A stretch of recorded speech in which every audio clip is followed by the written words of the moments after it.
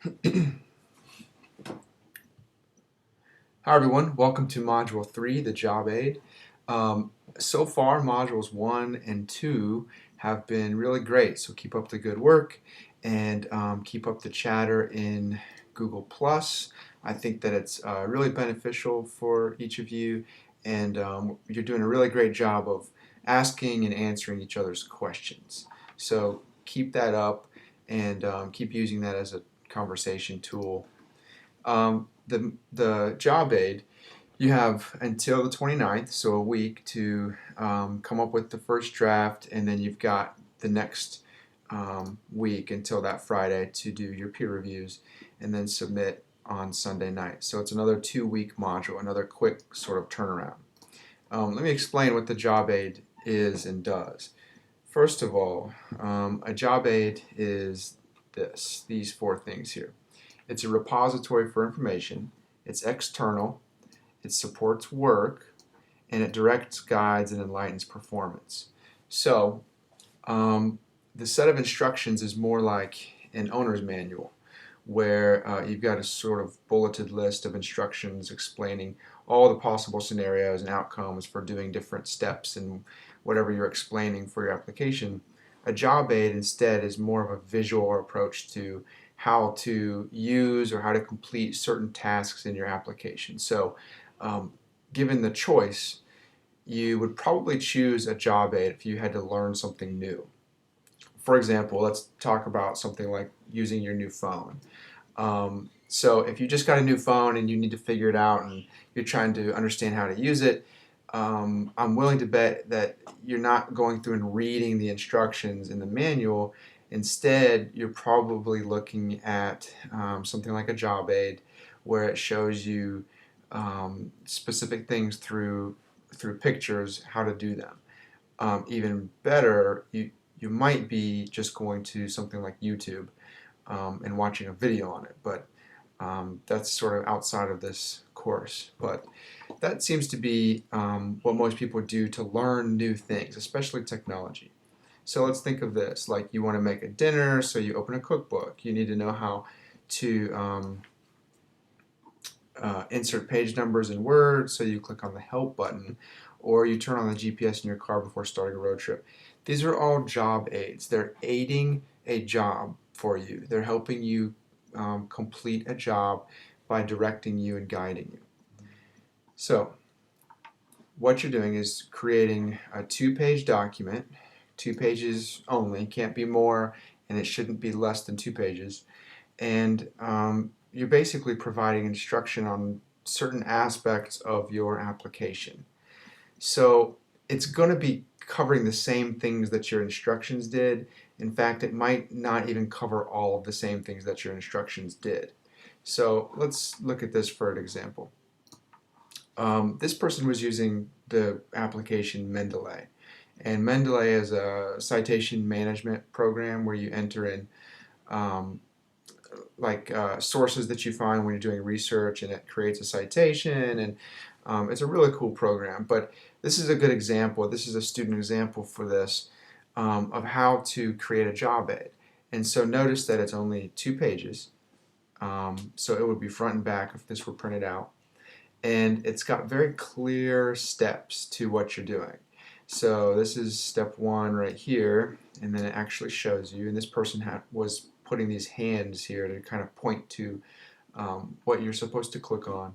Step 2, step 3, step 4, 5, 6, 7.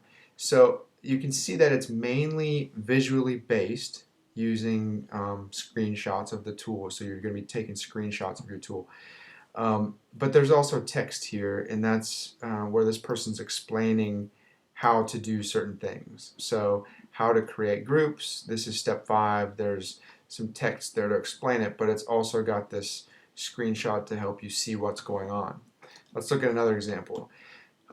This person used an application called MyFitnessPal, and it was from an iPhone. So she was using screenshots from her iPhone. But again, you can see clearly labeled steps. You can tell the flow of this document goes from left to right, 1, 2, 3, 4, 5, and then again 6, 7, 8, 9, 10. So the flow is very clear. You understand what's going on here.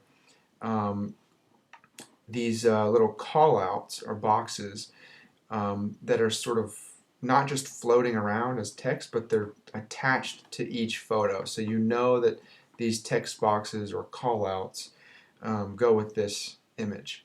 And then at the bottom here, she was giving you other things to sync with that application that she was using. So what I was really trying to point out to you is that they're using the full page, and the way that you can do this, I wouldn't recommend using Word for this or Google Drive or anything, because you won't be able to really use the full page. So what these people were doing was using PowerPoint if it's a PC or Keynote if you're on a Mac, but essentially these would be slides. So they were basically creating 2 slides, and that way you can use the entire space.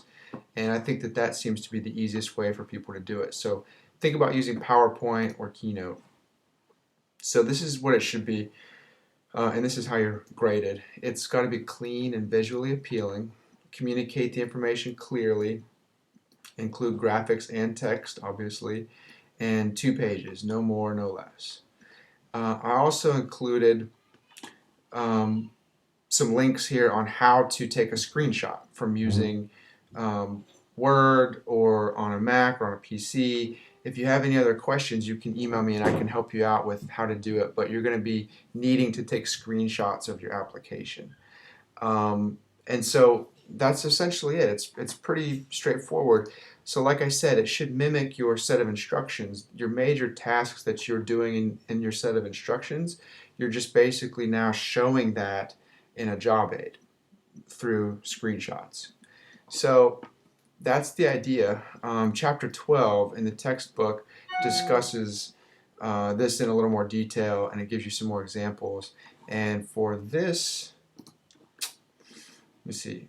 For this module, I believe there's only one textbook quiz. Let's see. Yeah, and it's chapter 12, and it's only one quiz.